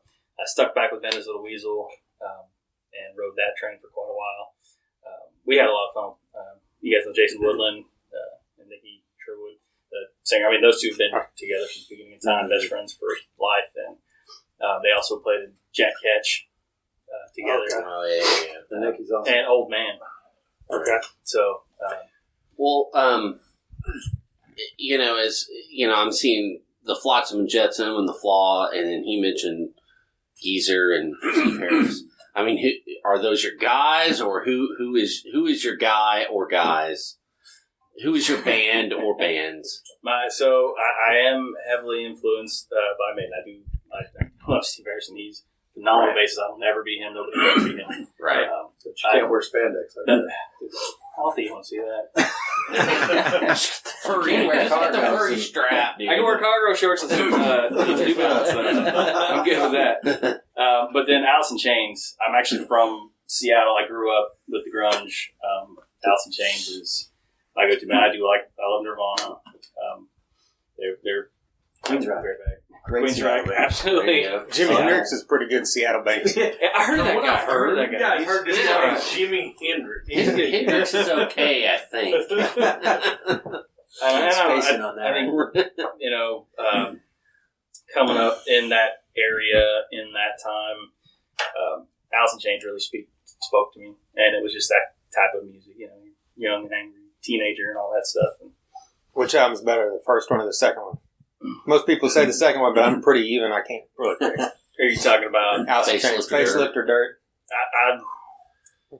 Facelift is good. I like Dirt. Grind is a good album. Dirt to me. Jar of Flies is Jar of good. Flies. Those two Jar of albums. Flies, Which is the one that has 4 tunes on it with Nancy Wilson singing back up. Nancy Wilson from Hearts. I listened to Sap. Dirt on Is that cassette. That's Sap. Sap. Yeah. Sap, Dirt. Oh, No, Sap. I don't know. Rocks, Little Pebbles. What's the third album? Blades of Grass. Dirt Yeah. was that album Bark. for me in high school that just got me through Right. angst. Like, Yeah. just every song in that. And then Jar of Flies came out, and that followed right behind it, which was so cool because it was such a different sounding album from previous things. But I'm with you on that all the way. Yeah, the guys just cohesively, they just brought this awesome sound together. And, I played with different people here and there who've had that similar sound. I try to gravitate towards that. And I gravitate towards that cohesiveness. And since I've been here with these guys, that, has really kind of just blossomed right out. We don't have the Jerry and Lane. We got Lane. We have Lane. We don't have the harmonies and everything that they have, but that's not exactly our style of music either. But if you listen to some stuff that I have, that we have coming up, you'll hear a bit of that come out in a few of my lines. I do like a lot of the walking, like Derek likes to point out quite a bit with some of the Steve Harrison stuff, and just Old Maiden. I'm very, very much a big fan of 70s and 80s rock music and how it told a story.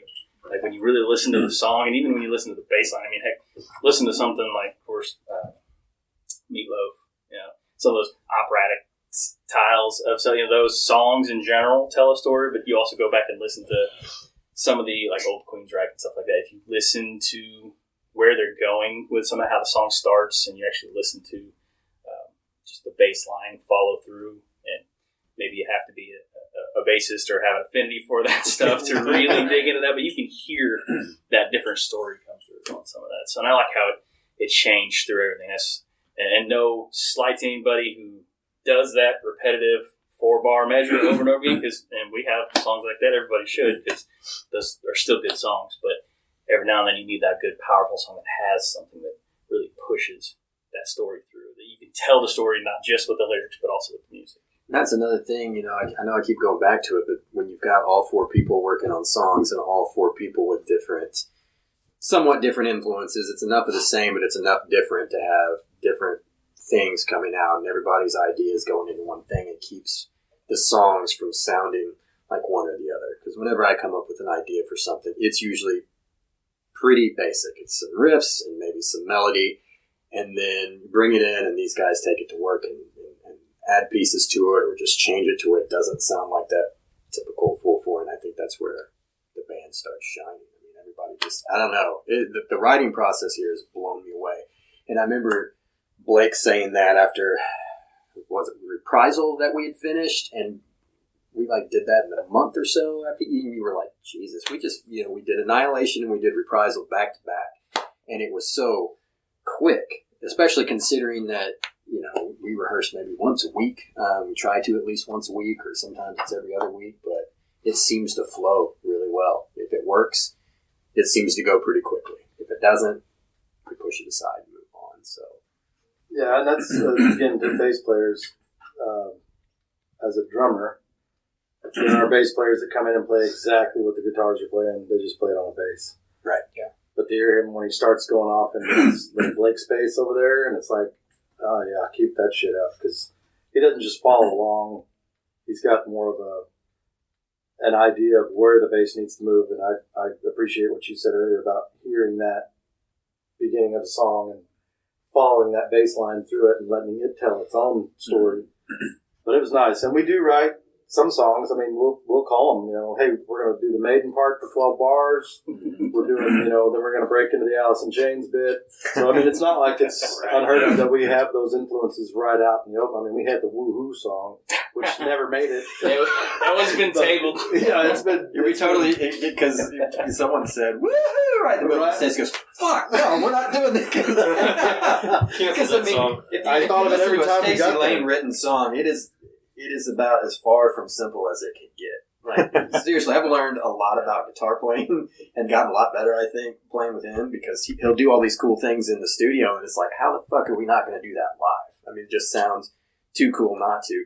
So, yeah, if you throw Nirvana or something at him, he's going to be like, nope.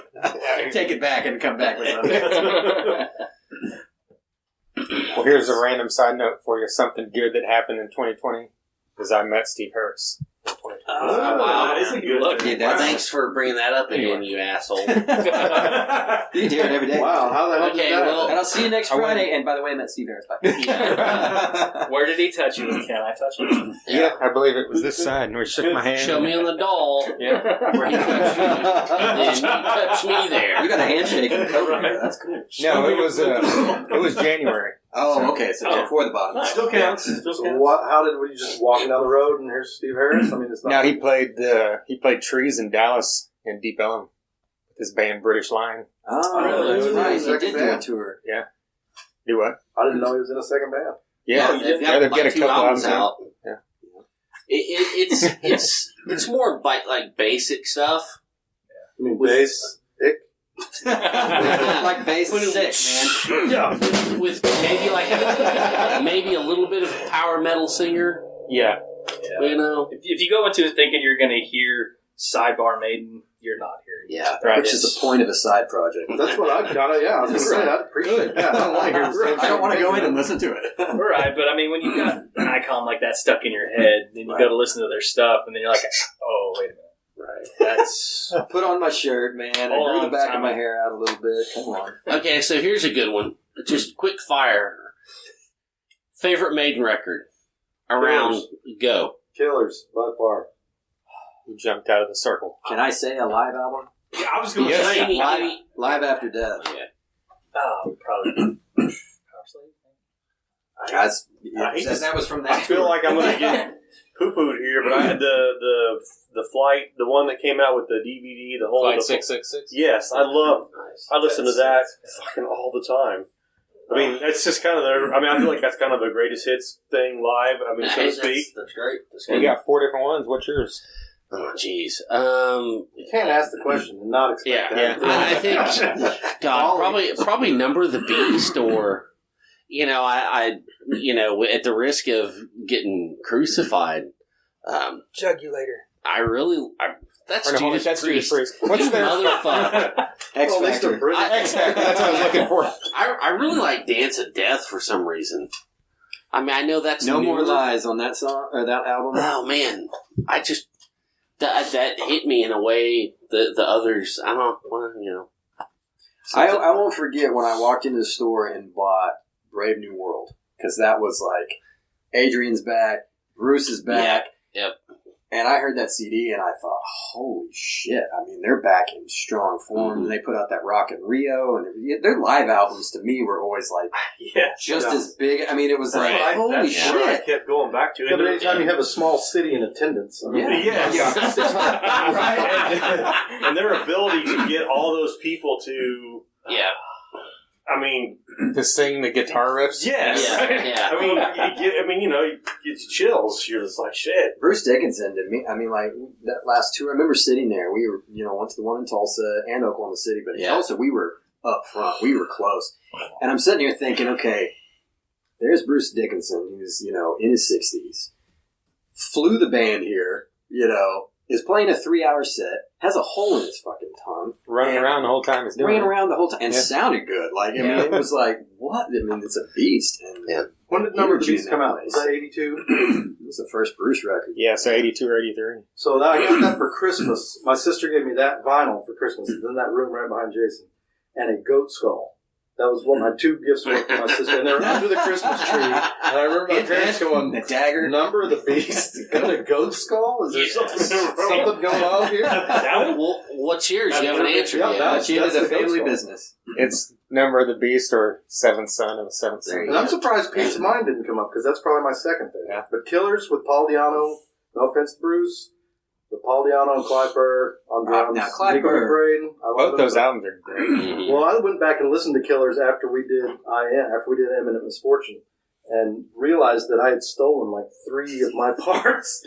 3 of my fills were directly ripped off from Killers because it was such a huge influence. Right. That's okay. I've noticed I that mean, with our last several releases, like going back and listening to them, like with fresh ears again, it's like, boy, you can hear our influences all over this thing sometimes. I don't know if other people can. I think sometimes they can, because we've gotten a lot of responses of, it reminds me of old classic metal. You guys have even said, there's dueling guitars on here. Yeah. It sounds like some old classic metal type of stuff, which is, in my opinion, best compliment, because it's just kind of, I think, what we subconsciously grew up with and added in, and there's enough modern in it, I think, to change it up a little bit, but definitely the last few songs we've released, which some of them you guys haven't heard yet. I mean, you've heard them live, but we haven't released them on album yet, but definitely a lot of different styles going on. So you kind of mentioned it a bit earlier, talking about how, the album's not like an immediate rush type thing. Like, what's the status? Like, I know you guys have all this stuff written, but have you recorded anything like earlier this year? Or? Yeah, we recorded 5. Oh, okay. Yeah, I mean, you guys have heard them. That's the bad part about writing this way, is we write them and then we release them as singles, and then when you put out a CD, people are like, so all this is going to be on that. on the album. Yeah, we've kind of decided, I think, collectively that we've got 3 songs that we wrote and released as we wrote and released, 2 of them we've gone back and redone, like put new pieces in, put backing vocals in, especially after we did Open Wide, and we found that we were like, man, I think our signature as this new 4-piece unit is starting to come together. So we went back to some of the old ones and retracked vocals, for me particularly, because when we released Headcase and Redeemer, I hadn't been in the band that long. Headcase, the music was already written. The lyrics weren't really written, but there was kind of a melody, and I was trying to fall in line with that, trying to find my footing on it. And then Redeemer was the first song we worked up as a full band together, and I think I just wasn't as confident yet when we went in and did it. It was all still new to me. And so as we've done it live a few times and figured out things that have worked and not worked, we decided to go back and layer it more.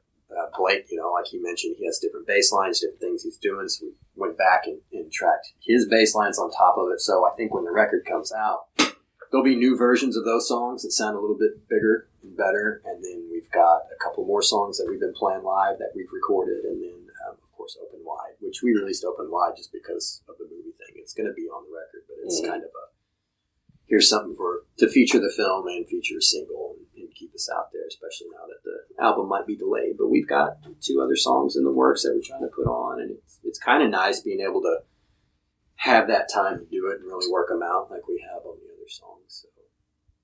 Yeah. But we're looking forward to it because right now, we've got kind of a new audience coming in. We have some people who've been with the band some as long as it's been together.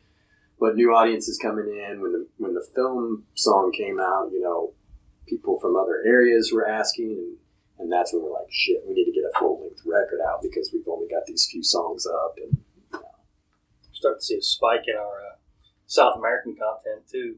Yes. Yeah. Yes, that's in fact, we're doing it's weird, isn't it? Just like when you find out stuff like that. Like when we released an episode with Glenn Hughes a few months ago, I got stats and we were like number 10 in music in Costa Rica. Oh, that's awesome. Because of that, for that 1 week, because of that episode. I guess he's got a big fan base there. I don't know. That's good. That's awesome. There's a huge metal fan base in Central and South America. I mean, like Thad was saying, we actually have an interview this week with some live performance. Yeah, Brazil, for Brazil, Brazil radio station. I don't even. Yeah, it's a Brazilian podcast guy I talked to through another girl that I know and I ended up sending him a message saying, hey, we'd be interested in doing it. Here's our new single. And he wrote back and said, oh, hell yeah. They'll eat this up. So we're actually going to perform live on that video cast. When? On the 15th. On Thursday. So is it like from this room, or how are you guys doing it? I want to hear. Yeah. Well, that's part of our challenge is we got to figure out. The old guys here got to figure out how to make this shit sound good. Challenge. Yeah, let us know. I want to fucking check that out. Or is it just available there? Because I don't have it's an Instagram. Works. It's through Instagram. There's interviews on Instagram. But he was like, he wanted a picture of me. That's what threw me off. He said, "Can you send me a picture of you nude?" And I was like, "That's really kind of fucked with him." I sent a picture of all of our promo shot. He's like, yeah, but I'm just talking about just you. And that's when I was kind of like, whoa. Yeah. Am I going to be like scantily clad or how's this going? So I said, well, okay, I've got a picture of me behind my kit. I can send you that. And he said, that'd be fine.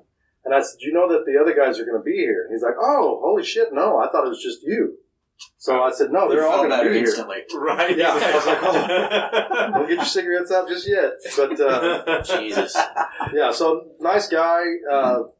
Little bit of a language barrier, but it's kind of cool to hear him talk because it's broken English, but it's I like. I've seen a few of his episodes and they're good. I mean, the guy knows what he's doing. Yeah. Keeps it rolling, keeps it interesting. That's awesome. I think that's kind of like Blake was saying, we've done a few things to help push like Open Wide to that South America, because that's a very. They love their metal. They do. I think there's a passion there, and I mean, there's a passion there, and we're. It sounds terrible. There's a passion there. We're trying to fulfill that passion. All of South America. With pictures of Derek. Trying to fill that empty hole. Yeah. Well, I know from our outline I know the couple things left, and I wanted to kind of frame it as in the one last question, but before that, I want you to talk about the Eddie Van Halen show, and what you did and how that went. That thing I've been hearing about weekly since it happened. I mean, first of all, it was really cool. I got all of a sudden, I got invited to this group from Tom Green on the Ballroom. And it was just putting together a tribute show to Eddie Van Halen. Want it to be all locals, start these conversations, basically. And it started as just, it was going to be a jam thing. Like, I think the first thing he put up there, he's like, we're not looking for perfection. We're not looking for a big, it's just, we're going to get together and we're going to jam out some Eddie Van Halen tunes. And then it started coming together really well because people were chiming in. We kind of all went in and listed the songs we wanted to do. And they were very smart about choosing who did what song, because they basically took everyone who was in a band together and split them all up. So you're working with people that you haven't performed with before. I was very fortunate, although I think they could have probably put me with anybody there because everybody just was top notch, brought their A game to it. It was an amazing, amazing night. I sang Hot for Teacher. It's funny because Tim Hewitt had actually been scheduled for that song because I had listed a few other ones that I'd actually done before. He was like, why don't you take Hot for Teacher and rock that shit? I hadn't done that before, and I thought, well, that's a great tune, Then I was like, who's going to be on drums on that song, first of all, And it was Dustin Rhodes, who's a badass, too. So it ended up coming together extremely well. We went in that day. We did one rehearsal the afternoon of, and then pretty much since the lights went up, it was a sold-out show. Now, they could only have half capacity, or what they normally have, but they sold as much as they could, so it was a good audience. It was a loud audience. Everybody was standing up and at the front of the stage the entire time. I think the coolest thing about it was that you had all of these local musicians together, and there was no ego, there was no competition, because sometimes there's some friendly competition out there, in different bands out there, and it was just everybody was there for one another, and everybody was there for that reason, to pay tribute to Eddie Van Halen, and it was just an amazing ride. And it keeps coming up, like there's because videos are surfaced everywhere, and I get people going, "Hey, my husband's boyfriend's daughter or something showed me this video, and you were singing, and what's this all about?" So I think news of that show is still traveling pretty far, and as Tom Green said, it was the first one in the nation that we're aware of that actually was an official tribute to Eddie Van Halen. That's awesome. Mm-hmm. It was a great night. Yeah, fantastic. Right on. And we're hoping they're going to do some more. Good. Tribute shows. Good. There's some talks. Well, and then the last thing I have, Trent, you might have more, that's fine. I'll allow it. Anyway. Thank you. Just kidding. He did meet Steve Harris, so... Yeah, fuck me. Get your shit out of the way. Yeah. Lucky you, I've had enough beers today where I don't give a fuck. For you two, mainly you, but I know you've been there for Stacy. You've been here forever too. From when it started to what it is now, and the changes and the things that have been the same. What do you think? Is it where you thought it would be, or where do you want it to go? Just anything on your mind. I'll have to say, I started this thing in 2005 and had no idea we'd be doing episodes on Thunder Underground or be here almost 16 years later. So as far as what I expected it to sound like, I expected to be playing the fucking drums. So that in itself is my part. I can control that. What these guys do blows me away sometimes. And sometimes there's parts where I'm like, what the fuck are they thinking? And then a couple of takes into it, I'm like, that's one of the coolest parts we've got.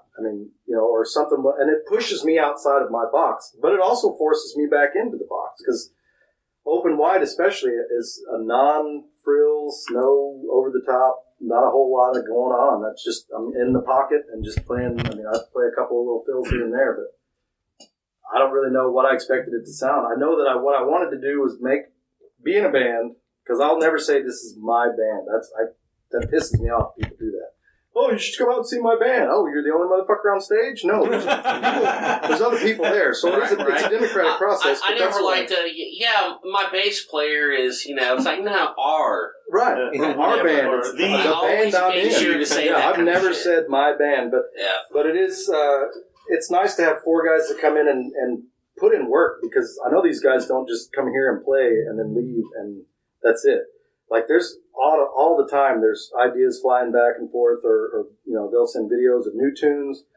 And it's stuff that I don't necessarily know what I'm going to do to it when it gets time to put it in the room and it's coming out of the amps. But I know it makes me push myself. And that's what I've told them all. I know I told you 9 years ago, I think, when you came. I can't believe it's been fucking 9 years. I know. But as long as it's still fun, I'll be at practice because we rehearse at my house.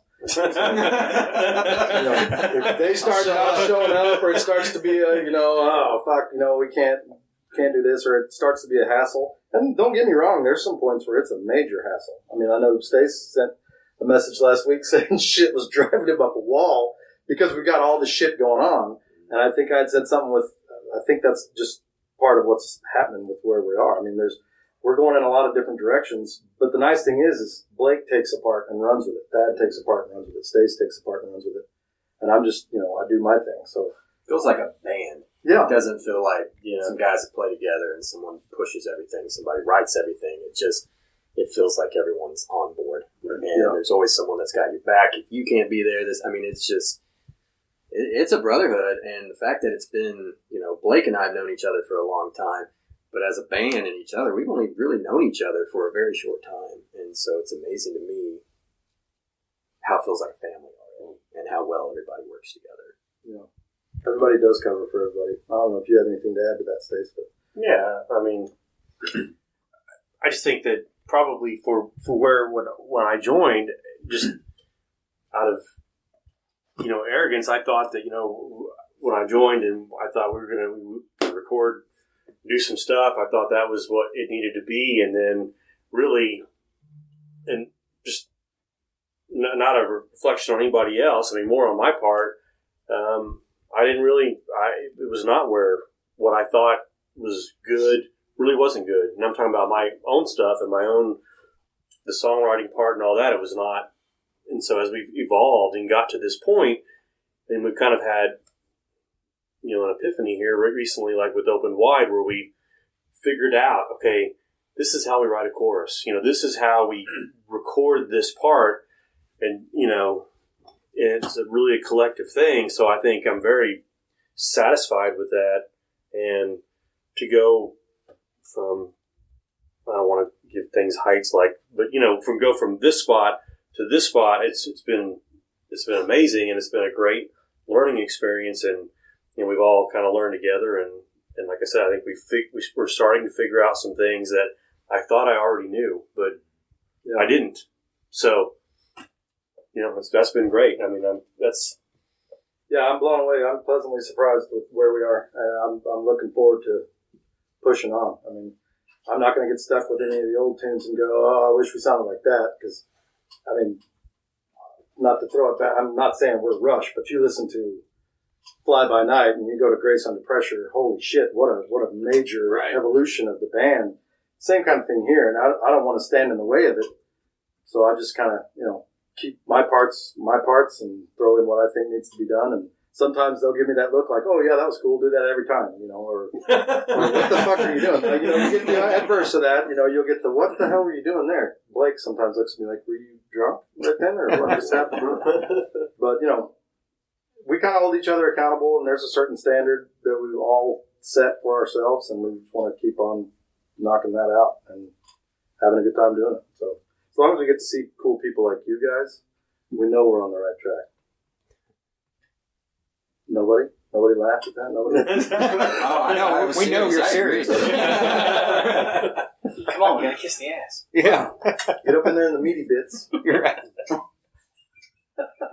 Well, here's another kind of along those same lines, like where Derek talked about, him and Blake, kind of melding together. Like, what's the experience been like for you? Your guitar parts working with that as a guitarist. Well, it's been really good. I mean, we've really expanded what. Yeah, we weren't doing this shit before they were both here. Yeah, I mean, we've really expanded. I mean, Thad and I have a lot of the same. We're both.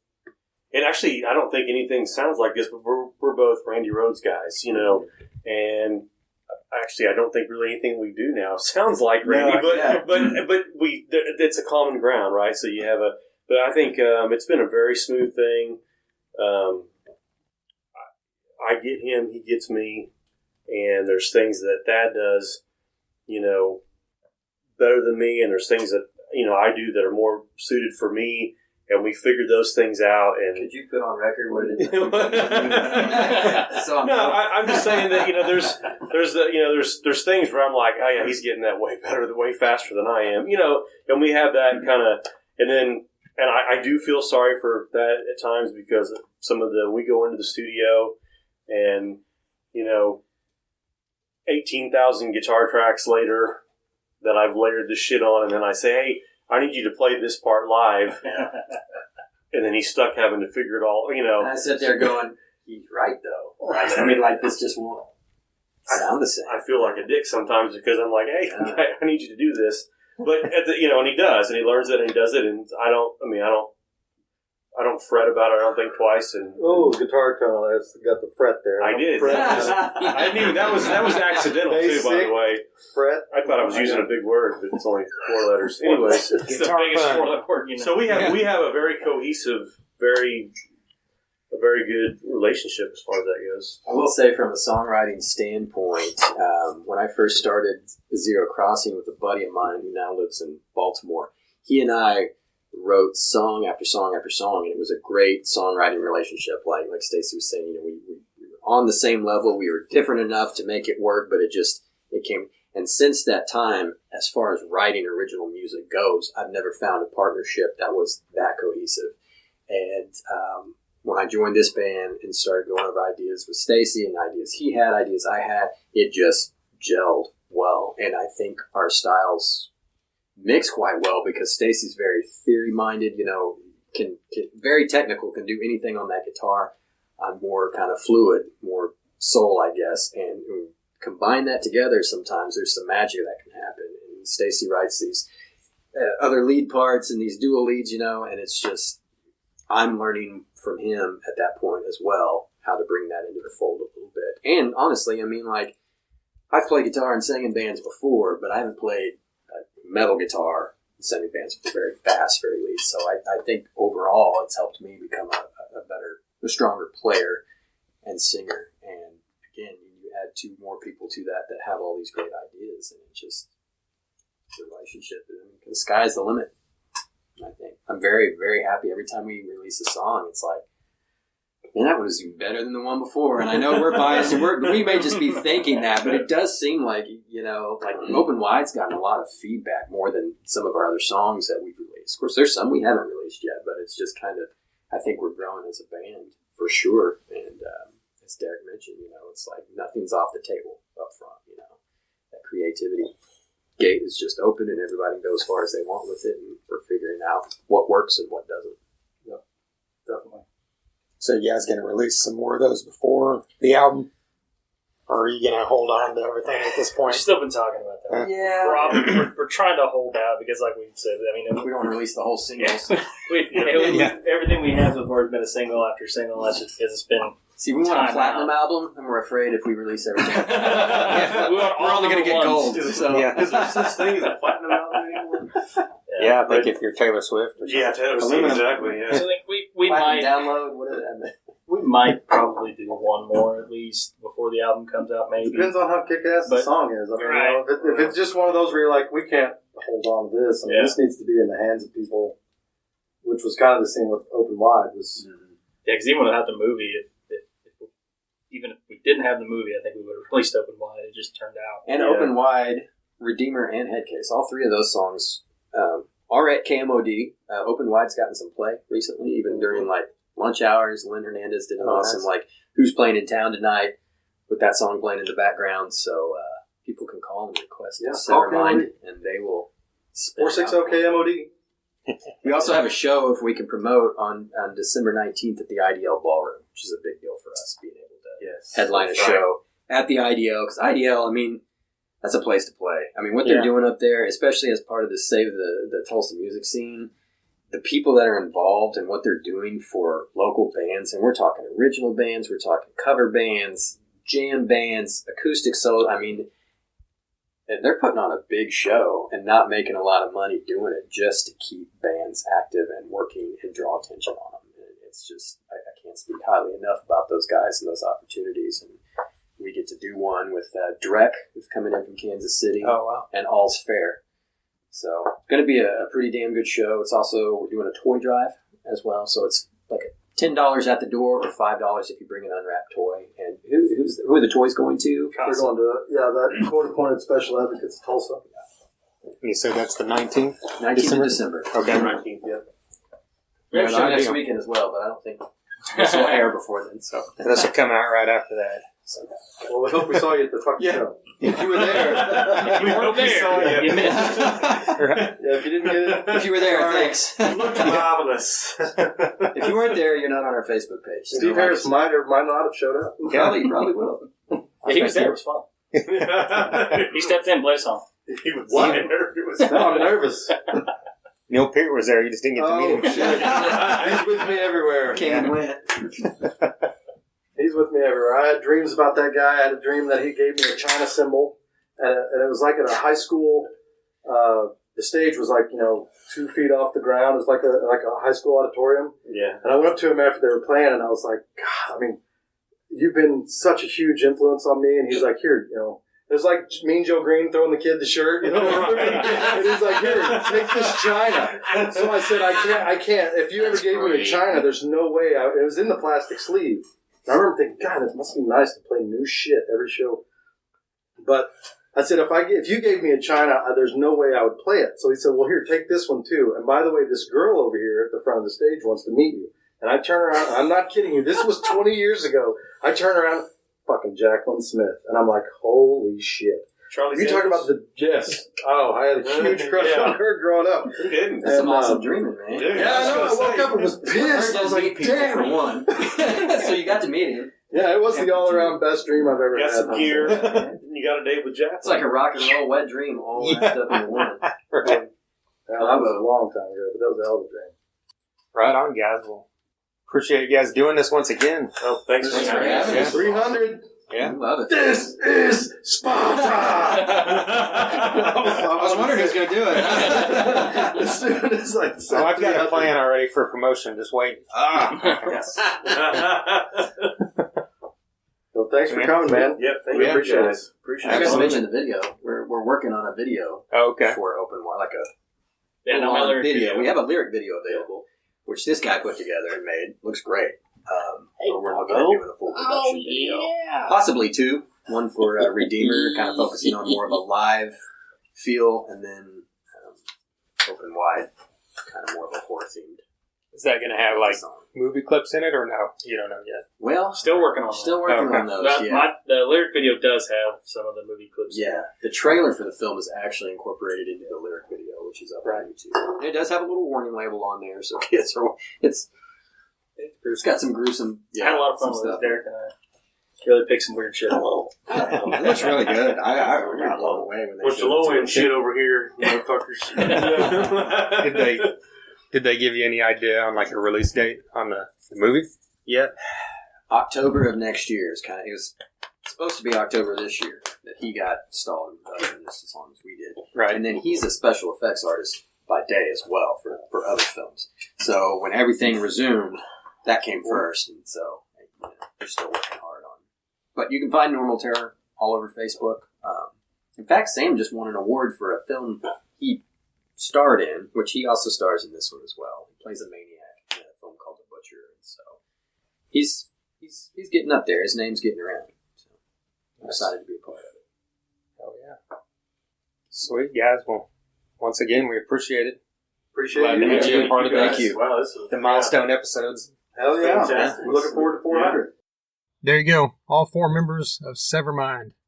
A massive thank you to them for joining us once again.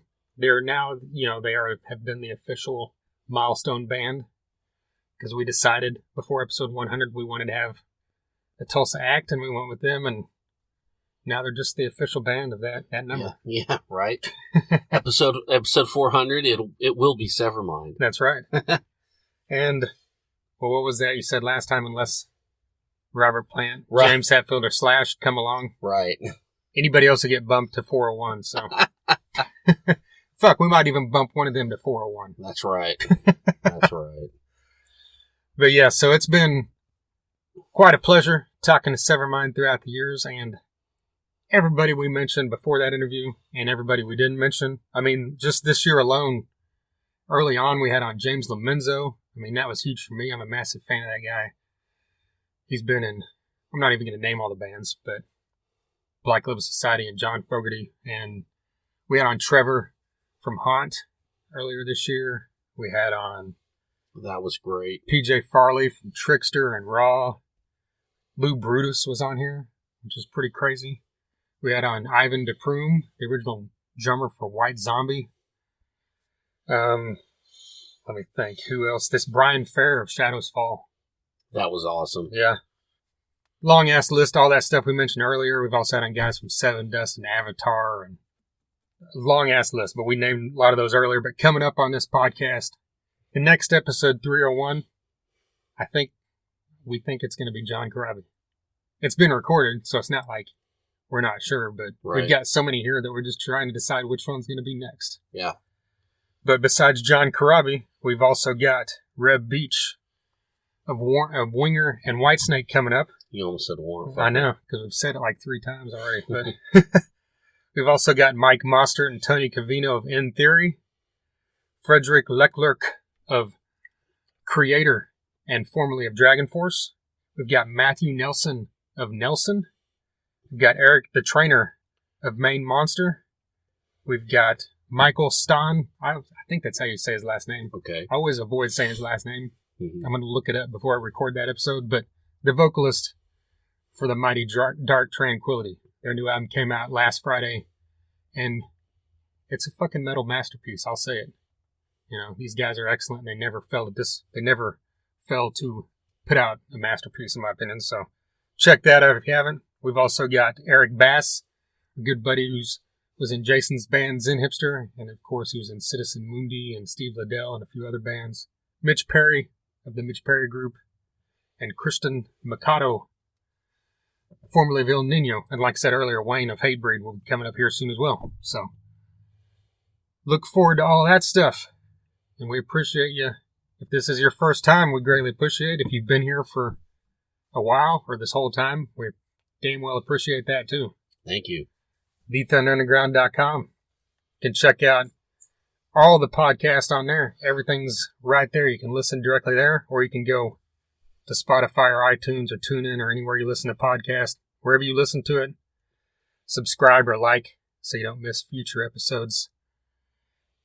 Also, on our website, you can see all our socials there. So go to each of those and like us and follow us if you don't. YouTube, subscribe to us there at The Thunder Underground. We recently had review videos for the new Hatebreed, the new Dark Tranquility, the new Alter Bridge EP, the Metallica Blu-ray, the new Napalm Death album. All that great stuff. Check that out on YouTube. I think that probably covers it. 300 episodes down. So here's to the next 300. We'll be here after 11 years. Who knows? Will podcast even still be a thing? Will the world even still exist? It's all just going to be in our head. Yeah. They're going to find a way to put the phones in our head, and we just think about it, and there it goes. Yeah. You know? That'd be kind of crazy, because a lot of times I'm driving and I think about like 6 different things I want to listen to, so it would just like all be going like crazy intervals. Weird. Right, yeah. I mean, and you won't be able to control it. It's just going to keep going until all of our heads explode, and we die out as a human race, and something else takes over. Kind of like when the dinosaurs died out. Yeah. Get those creatures from the Alien movies. Right. I've been watching those recently. That's why it was in my head. So. Well, what I saw a thing recently, and it's a good question, is like, how do we know what dinosaurs sounded like? Whenever we see them in movies, they roar and shit. Yeah. We don't know that they really did that. I don't know. Well, it's the same thing. Like, you know, when a tree falls in the forest and no one's around, does it make a sound? I know. Well, I don't know. They might have sounded like Gilbert Gottfried for all we know. All right. Man, would that be amazing? Someone should make a short film where the dinosaurs sounded like Gilbert Gottfried. Maybe have him voice them all. Yeah, there you go. JP, get on that. That seems like a JP project, if there ever was one. All right, well, once again, a huge thank you to anybody listening for any of these past 300 episodes. Huge thank you to Severmind, DEB Concerts, Sunset Tattoo, Hell Hot Hot Sauce, and Med Farm. And until next time. Just happy to be here. And then after that, the kids will take over. We said for 400, the only people that you guys will be bumped for would be like Robert Plant, James Hetfield, or Slash. I've heard of a couple of those guys. Yeah, other than that, Makes sense. We'll plan on 400 is y'all. So you guys get the sniper rifles out. Oh, hey. Yeah, if anything happens. Yeah. Oops. No, that was totally a joke, by the way. Thunder Underground, y'all.